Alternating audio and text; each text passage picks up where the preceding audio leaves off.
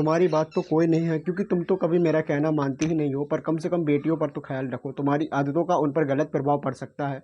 उनके बारे में तो सोचो। राम सजीवन ने अपनी पत्नी फूलमती को समझाते हुए कहा, हमें पता है कि हमें अपनी बेटियों को कैसे रखना है। हम कोई नासमझ नहीं है जो अच्छी बुरी बात ना समझे, लेकिन तुम्हें तो केवल दूसरों की बात सुनकर हमारे ऊपर आरोप लगाने में ही मजा आता है।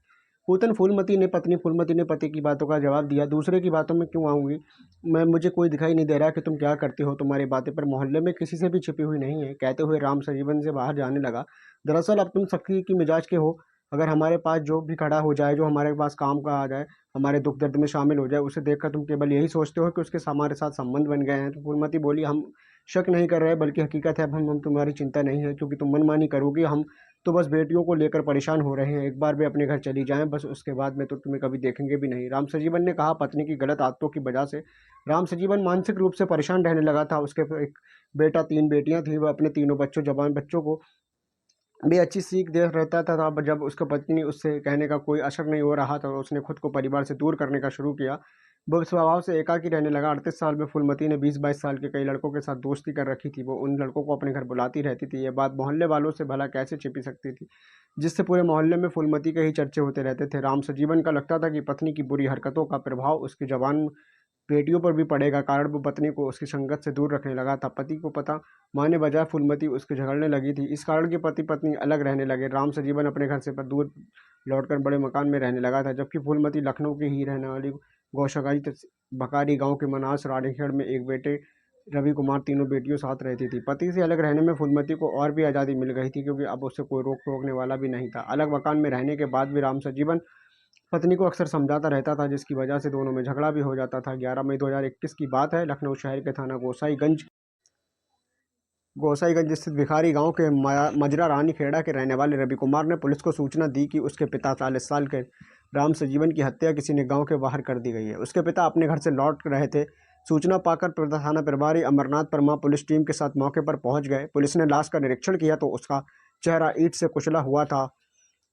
खून सनी से ईंट भी पड़ी थी। मृतक के घर के लोग वो मौजूद रहते थे। उनकी प्रारंभिक पूछताछ के बाद लाश पोस्टमार्टम के लिए भेज दी गई। अज्ञात के खिलाफ रिपोर्ट दर्ज करने के बाद पुलिस ने जांच शुरू कर दी। राम सजीवन दलित था। गांव में उसकी किसी से ऐसी कोई दुश्मनी नहीं थी जिसकी वजह से हत्या की जा सके। ऐसे में पुलिस की हत्या की वजह से समझ नहीं आ रहा था कि लखनऊ के पुलिस कमिश्नर DK राठौर के निर्देश पर DCP दक्षिण डॉक्टर ख्याति गर्ग, अगर पुलिस उपायुक्त प्रदेश सिंह और भी साथ में प्रदीप चौधरी के निर्देश में गोसाईगंज के थाना प्रभारी इंस्पेक्टर अमरनाथ ने नेतृत्व में एक पुलिस टीम बनाई गई। टीम में इंस्पेक्टर डॉक्टर रामफल प्रजापति, SI फिरोज आलम सिद्दीकी, दीपक कुमार पांडे, महिला SI नीरू यादव, कांस्टेबल राजेश यादव, रामवती पांडे, अकबर, कुलदीप, सगीर अहमद, किशन जायसवाल, जितेंद्र भाटी को शामिल किया गया। थाना पुलिस के अलावा क्राइम ब्रांच की टीम को भी केस की जांच में लगा दिया गया। इस टीम में इंस्पेक्टर तेज बहादुर सिंह, SI संतोष कुमार सिंह, दिलीप मिश्रा, प्रमोद कुमार सिंह, कांस्टेबल विनय आदि लोग शामिल थे। राम सजीवन की हत्या की वजह जानने के लिए जब पुलिस ने उसकी पत्नी फूलमती से पूछताछ की, तो उनकी किसी से कोई दुश्मनी नहीं थी। हमारे साथ भी कोई लड़ाई नहीं था। बस वे नाराज होकर गांव के बाहर चले गए थे। मकान में रहते थे। फूलमती की पति की हत्या हुई थी, इस कारण परेशान थी। इस वजह से पुलिस बहुत दबाव डालकर उससे पूछताछ नहीं कर पा रही थी। फूलमती हर बयान पर बदल रही थी कि एक बार उसने कहा वह खराब संगत में रहता था, इस कारण कुछ नशेड़ी लोगों से उसकी दोस्ती हो गई थी। हो सकता है कि उन लोगों से किसी ने नशे में हत्या की हो। पुलिस को भी राम सजीवन का शव जिस हालत में मिला था, उसे देखकर ऐसा लग रहा था कि जैसे किसी ने मारने के बाद भी अपना गुस्सा निकालने के लिए ईंट से हमला करके मुंह को कुचल दिया हो, जिससे उसकी पहचान ना हो सके। पर यह मसला पहचान छिपाने का नहीं, दुश्मनी का लग रहा था। पुलिस ने गांव के लोगों से भी पूछताछ शुरू की तो पता चला कि राम सजीवन और उसकी पत्नी की झगड़ने की वजह पत्नी के कुछ अलग लोगों से संबंध था। 4 बच्चों की मां होने के बाद भी फूलमती दूसरे लोगों से हंसी मजाक करने में लगी रहती थी। इस जानकारी के बाद पुलिस ने फूलमती से फिर से पूछताछ शुरू की। बार बार बयान बदलने से पुलिस को भी ये विश्वास होने लगा कि हत्या की जानकारी फूलमती को जरूर होगी। पुलिस के साथ पूछताछ और सवालों में वो फंस गई। थाना प्रभारी ने पूछा, तुम्हें ये तो पता है कि किसने मारा है, भले ही तुम उसमें शामिल ना रही हो। अगर तुम सच बता दोगी तो तुम्हें कुछ नहीं होगा। जिसने भी हत्या की है उसी को सजा मिलेगी। पुलिस ने यह भरोसा पाकर फूलमती ने कहा, गाँव भिखारी के रहने वाले कल्याण ने यह किया है। राम सजीवन उसे देखकर हमारे घर आता देखकर गुस्सा होता था। ये बात उसे सहन नहीं होती थी। उसने राम सजीवन की हत्या कर दी और पुलिस टीम से बिना समय गवाए कल्याण को पकड़ लिया। कल्याण ने खुद को फंसता देख कहानी बता दी। कल्याण ने बताया, राम सजीवन को मेरा फूलमती से मिलना जुलना अच्छा नहीं लगता था। इस बात से फूलमती नाराज रहता था।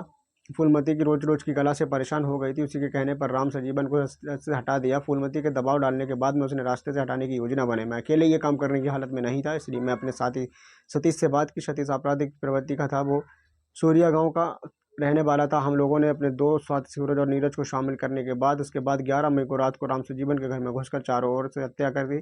कल्याण में बताया, राम सजीवन की हत्या करने के बाद उसके सबको एक घर से 100 मीटर दूर गांव से बाहर वाली सड़क पर डाल दिया। इसकी जानकारी फूलमती को दी तो उसने अपने मन की भड़ास और गुस्सा निकालने के लिए ईंट से मृत पति के चेहरे पर कई बार किए। मुंह को बुरी तरह से कुचल दिया। कल्याण से मिली जानकारी के आधार पर गोसाईगंज पुलिस ने सबसे पहले फूलमती को पकड़ा। उसके बाद रानीखेड़ा में रहने के 20 साल के सूरज, सूर्या के रहने वाले 22 साल के सतीश, इस गांव के 19 साल के नीरज को भी पुलिस ने गिरफ्तार कर लिया।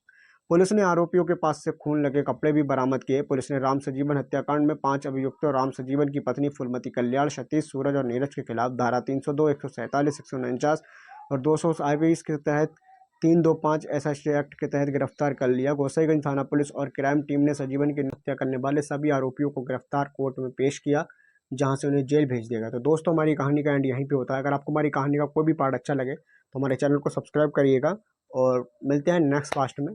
तो जय हिंद दोस्तों।